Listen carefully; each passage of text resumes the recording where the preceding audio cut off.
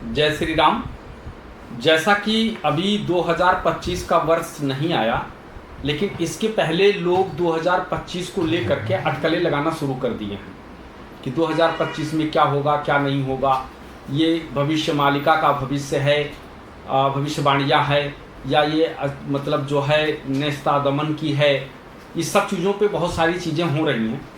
इन सब को देखते हुए आज हम भी, इसके पहले तो खैर हालांकि हमने वीडियो बना चुके हैं, हमने ये कहा था कि 2020 से शुरू हो करके और 2040 तक जो है ये युग परिवर्तन का समय है। इसमें अपने आप को परिवर्तन लाना है, वो हर प्रकार से, चाहे वो आदत हो, चाहे वो धर्म कर्म हो, इनमें सब में परिवर्तन। जैसा कि आपको बताएं कि 2025 में 28 मार्च को शनि जो है वो कुंभ के घर से निकल करके और मीन के घर में प्रवेश करेंगे, और जो मार्च की ग्रह की स्थितियां रहेंगी वो बहुत अच्छा स्थिति नहीं रहेगा, क्योंकि 2025 में हमारे भारत में जो है सूर्य ग्रहण लगेगा, जो आज के पहले मतलब बहुत सारे ग्रहण ऐसे लगे हैं जो कि हमारे देश में नहीं रहा है, लेकिन ये जो ग्रहण लगेगा यह हमारे देश में भी लगेगा। तो अगर हम इन चीज़ों को ले लें, जैसे बहुत सारे लोग इन चीज़ों पर बोलते हैं कि पराशर ऋषि की जो ज्योतिष है वो इतना सटीक नहीं है, वह इस तरीके का है, तो हम ये कहना चाहते हैं कि महर्षि पराशर की जो ज्योतिष है वो बहुत ही सटीक है, बहुत बढ़िया है। जैसा कि हमने पहले भी भविष्यवाणी किया था, देश अपने मतलब जो है पूरे वर्ल्ड को लेकर के, और हमने ये भी कहा था कि बहुत सारे देश में युद्ध की स्थितियां होंगी और युद्ध होता रहेगा, और ये युद्ध कोई चाहते हुए फिर भी इसको बंद नहीं करवा सकता। जैसा कि हमने कहा था कि मार्च के महीना 2025 में जो देश की आर्थिक स्थिति है ये 4-5 महीनों के लिए बहुत ज़्यादा खराब होने वाली है। यहाँ पर शेयर मार्केट हो या डॉलर हो, इन सब में बहुत ज़बरदस्त गिरावट देखने को मिलेगा। उसके साथ साथ में जो है राजनैतिक उथल पुथल, क्योंकि पूरा 2025 और 2026 राजनैतिक उथल पुथल रहेगा। मौजूदा सरकार के जो मुखिया हैं वो शायद अपना 5 वर्ष का पूरा कार्यकाल ना पूरा कर पाएं, और 2026 में किसी नई बीमारी का जन्म होगा। वो एक ऐसी बीमारी हो सकती है जो हमारे लेंस को प्रभावित करेगा। इसलिए अभी से लोगों से ये अनुरोध है कि वो अपने खान पान पर तली भुनी चीज़ें, ज़्यादा गरिष्ठ भोजन ना करें, शुद्ध सात्विक भोजन करें, और उसके साथ साथ में कम से कम जो है पॉल्यूशन फैलाएं।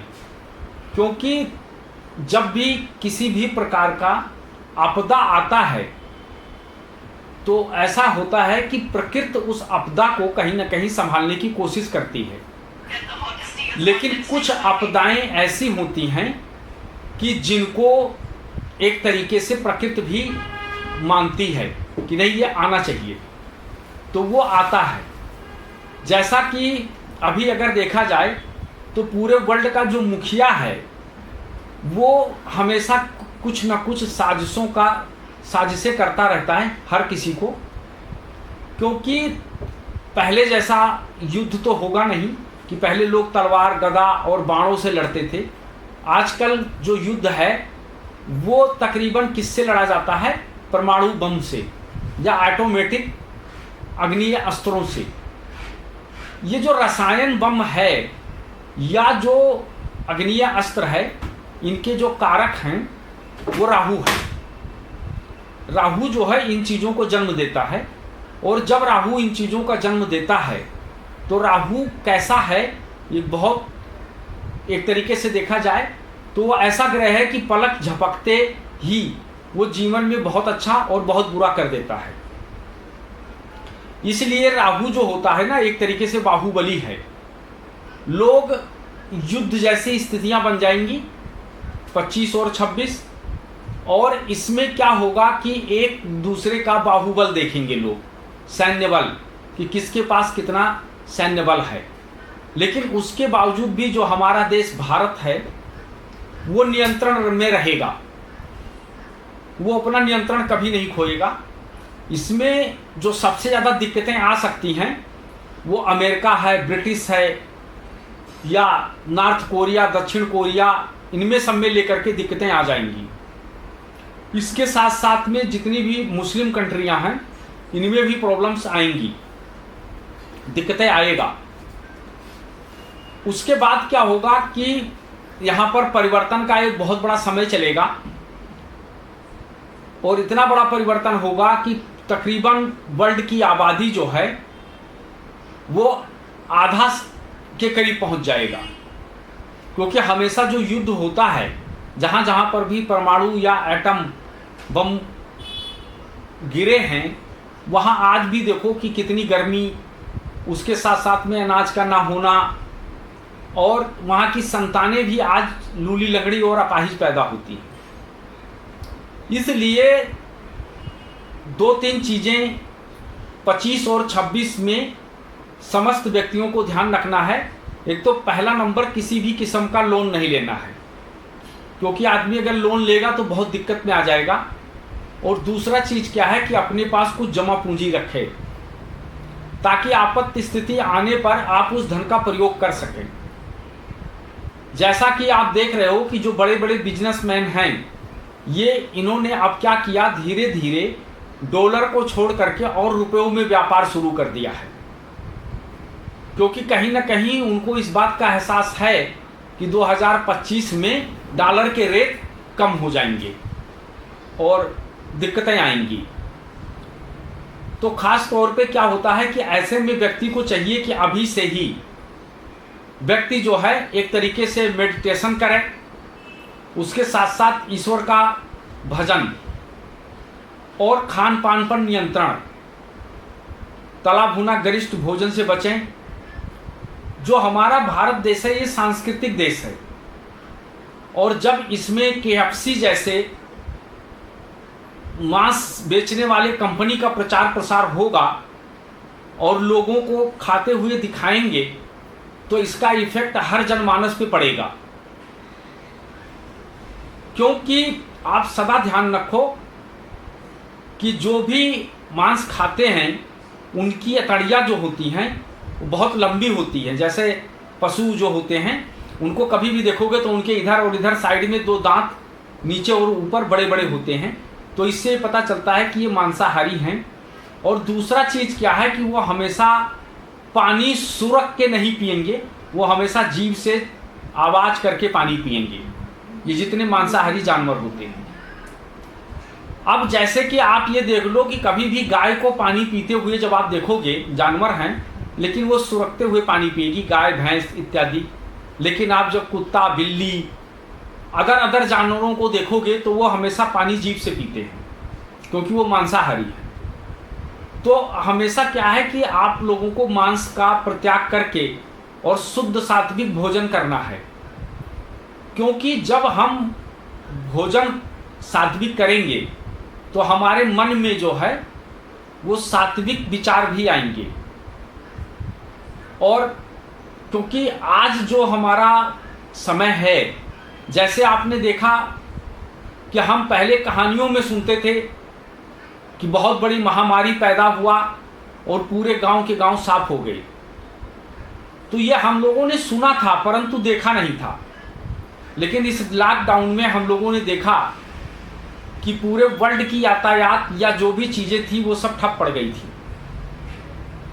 और यहाँ तक कि उस समय पर व्यक्ति जो है, हर व्यक्ति एक ही चीज़ कहता था कि अगर जान बची तो फिर हम अब ऐसा कुछ नहीं करेंगे कि जिससे हमारे किसी भी व्यक्ति को हमारे वाणी के द्वारा, कर्म के द्वारा किसी को भी आघात पहुँचे या उसको दुख पहुँचे।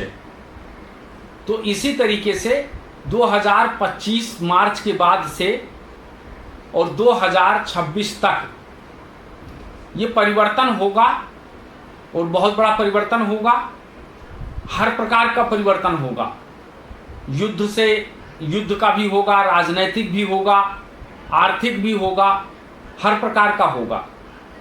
इसमें खास तौर पे जो लोग विदेशों में व्यापार कर रहे हैं या जो NRI लोग हैं उनको ये चाहिए कि वो अपने जड़ को कभी ख़त्म ना करें, क्योंकि विदेश जो है हमारी कुंडली में वो राहु है और जो देश है वो केतु है। केतु हमेशा कहता है कि व्यक्ति को अपने जीवन में एक से कई काम करना चाहिए और उनकी जड़ें बड़ी मजबूत होनी चाहिए। तो जो हमारा घर है या हमारा जन्म स्थल जो है वो हमारी जड़ है और उसको सदा मजबूत बना के रखना चाहिए। जब किसी की कुंडली में विदेश योग होता है या विदेश से धन कमाने का, तो जब वो महादशा चलता है तो वो व्यक्ति क्या होता है कि उस समय पर विदेश जाता है, धन कमाता है, काफ़ी समय तक वहाँ रुक जाता है और उसके जीवन में जब भी गड़बड़ आती है तो कब आता है, जब वो व्यक्ति वहाँ की नागरिकता ले लेता है तो वो विदेश नहीं हुआ, वो उसके लिए स्वदेश हो गया। तो क्या होता है कि वहाँ से फिर वो जो विदेश की योग बना हुआ था वो खत्म हो जाता है और ऐसे व्यक्ति की उल्टी गिनती चालू हो जाती है। तो हम बात कर रहे थे कि जैसे भविष्य मालिका जैसे ग्रंथों में जो भी लिखा हुआ है, कहीं ना कहीं बातें सत्य होती प्रतीत हो रही हैं, दिख रही हैं। तो आगे भी इंसान को चाहिए कि वो सात्विक बने और हमेशा ये ध्यान में रखे कि वो जिस योग है, जो उसकी योग्यता है, उसके अनुसार वो लोगों के काम आए। अगर कोई ज्ञान दे सकता है तो ज्ञान दे, कोई भोजन दे सकता है तो भोजन दे, कोई वस्त्र दे सकता है तो वस्त्र दे, यानी जो जो कुछ भी कर सकता है उससे संबंधित कार्य जरूर करे। क्योंकि ये मैं नहीं, ये बहुत सारे लोग कह रहे हैं। आपको ये जान करके हैरानी होगी कि हमारे यहाँ ज्योतिष को सिर्फ छोटी छोटी समस्याओं के लिए यूज किया जाता है, लेकिन Japan, Germany, USA, Canada, London, ऐसे जगहों पर इस ज्योतिष को बहुत बड़े पैमाने में यूज किया जाता है। जैसे किसी का भी आविष्कार करना है तो उनको ये देखकर पता चल जाता है कि कौन व्यक्ति क्या आविष्कार कर सकता है। अगर उसके कुंडली में अष्टम भाव में केतु बैठा है तो ऐसा व्यक्ति रिसर्चर होता है और वो किसी भी चीज में रिसर्च करता है। तो हमारे यहाँ पर तो ज्योतिष में रिसर्च जैसी चीजें तो हैं नहीं, ना इसका कोई सेंटर बनाया गया कि जहाँ पर रिसर्च किया जाए। ये व्यक्तिगत कुछ ज्योतिषी ऐसे हैं, जैसे हमारे परम पूज्य पितामह ज्योतिष के एन राव साहब ने अपने शिष्यों के द्वारा, अपने कलीनों के द्वारा या अपने और सारे लोगों के द्वारा उन्होंने ज्योतिष में रिसर्च किया। उसी तरीके से अगर देखा जाए तो उनके परम प्रिय शिष्य राहुल कौशिक जी ने भी बहुत अच्छा ज्योतिष में रिसर्च किया है। उनका रिसर्च जो है वो सराहनीय है, अतुलनीय है। और चूंकि वो उम्र में हमारे से छोटे हैं, इसलिए हम उनको शुभाशीष देते हैं और ईश्वर से प्रार्थना करते हैं कि वो अपने जीवन में अपने रिसर्च को जारी रखें। जैसा कि ऐसा पता चल रहा है उनके वाणी के द्वारा, उनका जो मन है वो कहता है कि आगे चल करके वो बिल्डर्स बनना चाहते हैं, मंगल और शनि को वो करना चाहते हैं। तो उनसे अनुरोध है कि आप जो हैं अभी मत करिएगा, अभी आप सिर्फ लोगों को ज्योतिष का ज्ञान करवाएं और अपना रिसर्च लोगों के सामने लेकर के आएं। ऐसे हमारे बहुत सारे ज्योतिष वाले हुए हैं जिन्होंने रिसर्च किया और पहले वो खुल करके सामने नहीं आते थे। बहुत सारे ज्योतिषी लोग नहीं आते थे क्योंकि इनकी संख्या भी बहुत कम था।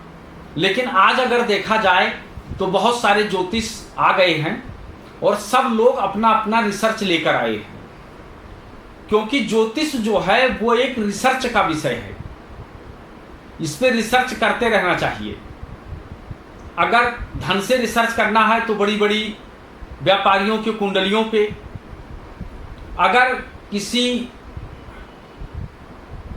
कोई व्यक्ति जो आविष्कार का है तो साइंटिस्टों के बारे में, ऐसे तमाम सारे लोगों के बारे में रिसर्च करते रहना चाहिए।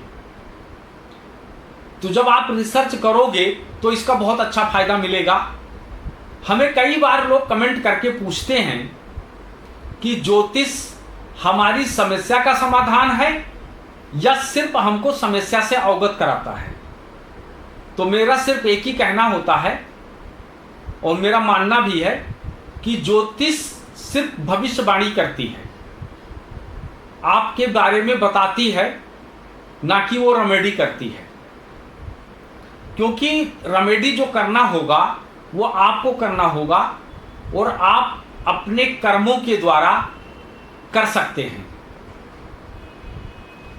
तो इसी तरीके से आप लोगों से अनुरोध है कि आप लोग अभी से धार्मिक हो जाएं, मांस मदिरा इत्यादि का त्याग कर दें और शुद्ध सात्विक भोजन खाएं और अपने इष्ट को का मंत्र जाप स्तुति जरूर करें और उसके साथ साथ में मेडिटेशन करें।